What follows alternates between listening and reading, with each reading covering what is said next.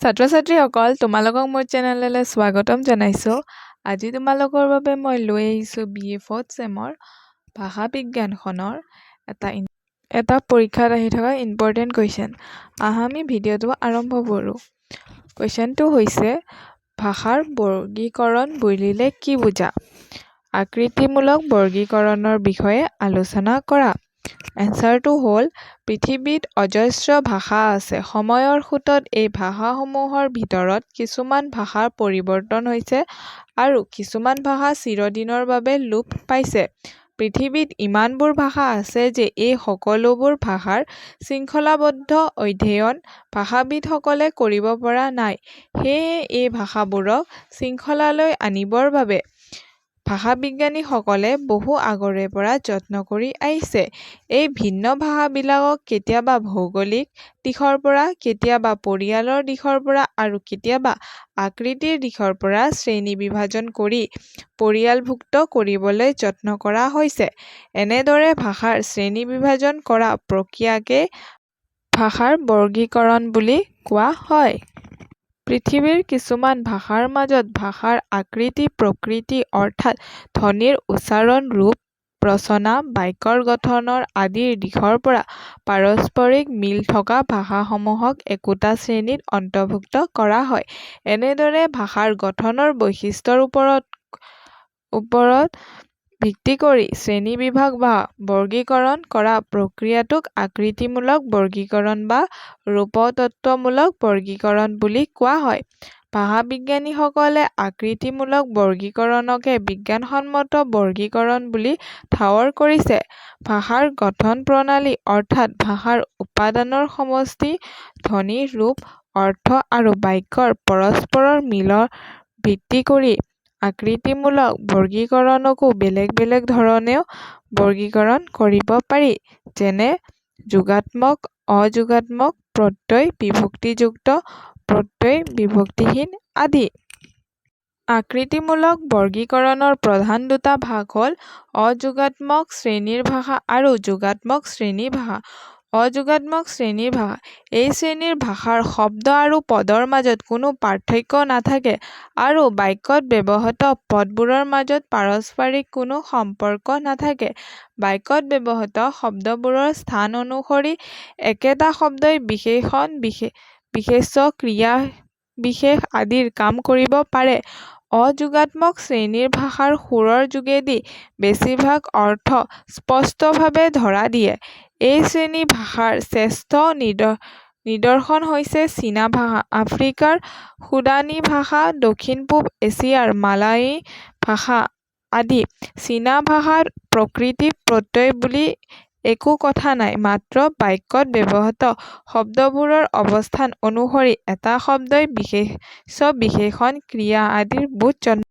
যোগাত্মক শ্ৰেণীৰ ভাষা: যোগাত্মক শ্ৰেণীৰ ভাষাৰ বাক্যগত সম্বন্ধৰ ভিত্তিত প্ৰত্যয় বিভক্তি আদি যোগ হয়। প্ৰত্যয় বিভক্তি যোগ হোৱাৰ পিছত কিছুমান শব্দৰ আভ্যন্তৰীণ পৰিৱৰ্তন ঘটে আৰু কিছুমান শব্দৰ ৰূপৰ কোনো সলনি নহয়।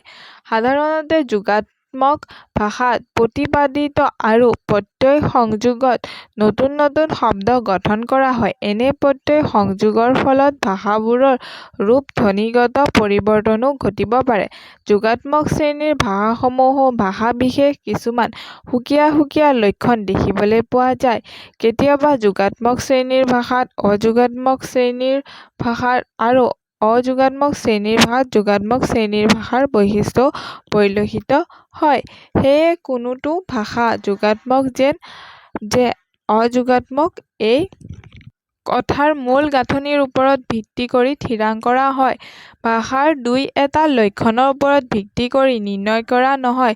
পৃথিৱীৰ অধিকাংশ ভাষাই যোগাত্মক শ্ৰেণীৰ ভাষাৰ অন্তৰ্গত। সংস্কৃত, অসমীয়া আদি যোগাত্মক শ্ৰেণীৰ ভাষা। ভাষাসমূহ প্ৰত্যয় বিভক্তি যোগ হোৱাৰ লক্ষণ অনুসৰি যোগাত্মক ভাষাক তিনিটা ভাগত ভগোৱা হৈছে, যেনে অশিষ্ট, শিষ্ট আৰু প্ৰশিষ্ট। অশিষ্ট অখ্লিষ্ট ভাষাত শব্দবোৰৰ এটাৰ পিছত আনটো গাঁঠি দিয়া হয়। শব্দবোৰ একেলগে সংযোগ কৰিলেও শব্দবোৰ জিলিকি থাকে। এই শব্দবোৰৰ মাজত আভ্যন্তৰীণ পৰিৱৰ্তন নঘটে। তুৰ্কী ভাষাত এনে বৈশিষ্ট্য দেখা যায়। তলত কেইটামান উদাহৰণ দিয়া হৈছে। সেৱ মেক ভালপোৱা, সেৱ ইলমেক ভালপোৱা হ'ব, সেৱ দিব ইলমেক ভাল পাবলৈ অনা হ'ব। অখ্লিষ্ট যোগাত্মক ভাষাক মূল ৰূপৰ লগত অথবা ৰূপসমূহৰ যোগ হোৱাৰ অৱস্থান অনুসৰি চাৰিটা ভাগত ভগোৱা হৈছে, যেনে পূৰ্ব যোগাত্মক, মধ্য যোগাত্মক, পূৰ্বান্ত যোগাত্মক আৰু অন্ত যোগাত্মক। এনে লক্ষণ আফ্ৰিকাৰ বাল্টো দ্ৰাবিড় পৰিয়ালৰ ভাষা তুৰ্কী ভাষা প্ৰশান্ত মহাসাগৰৰ ভাষাসমূহত দেখিবলৈ পোৱা যায়। তাৰ পিছৰটো হৈছে প্ৰশিষ্ট। প্ৰশিষ্ট ভাষাবোৰত প্ৰত্যয়সমূহ যোগ হোৱাৰ পিছত সকলোবোৰ শব্দ একত্ৰীভূত হৈ যায়। কেতিয়াবা প্ৰশিষ্ট ভাষাত সমগ্ৰ বাক্যটোৱে এটা শব্দৰ দৰে ব্যৱহাৰ হোৱা দেখিবলৈ পোৱা যায়। গ্ৰীণলেণ্ডৰ ভাষাত এনে উদাহৰণ পোৱা যায়। আউলি চৰি অটো ৰুচু অপোক যি মাছ মাৰিবলৈ যাবলৈ খৰধৰ কৰে। প্ৰশিষ্ট ভাষাসমূহৰ দুটা ভাগত পোৱা যায়, যেনে পূৰ্ণ প্ৰশিষ্ট আৰু আংশিক প্ৰশিষ্ট। ক্লিষ্ট ভাষাবোৰত প্ৰকৃতিৰ পিছত প্ৰত্যয় যোগ হয়। প্ৰত্যয় যোগ হোৱাৰ পিছত প্ৰকৃতিৰ পৰিৱৰ্তন ঘটে যদিও প্ৰকৃতি বা মূল ৰূপটো স্পষ্ট হৈ থাকে, যেনে বেদ, বৈদিক, সুন্দৰ, সৌন্দৰ্য, মুনি, মৌন ইত্যাদি। ক্লিষ্ট ভাষাবোৰত দুই প্ৰকাৰ পোৱা যায়, যেনে অন্তৰ্মুখী আৰু বহিৰ্মুখী। অন্তৰ্মুখী ক্লিষ্ট শব্দ ভাষাৰ নমুনা আৰবী ভাষাত পোৱা যায়। মূল ৰূপটোৰ মাজত সুকীয়া স্বৰবৰ্ণ অন্তৰ্ভুক্ত কৰি শব্দবোৰ পৃথক কৰা হয়। সাধাৰণতে মূল ৰূপটো তিনিটা ব্যঞ্জনেৰে গঠিত হয়, যেনে ক ত ব বিল কা তা বা। এজন মানুহে লিখিছে কৌতবা আখৰ, কিতাব কিতাপ, কুতুব কিতাপবোৰ। ধন্যবাদ।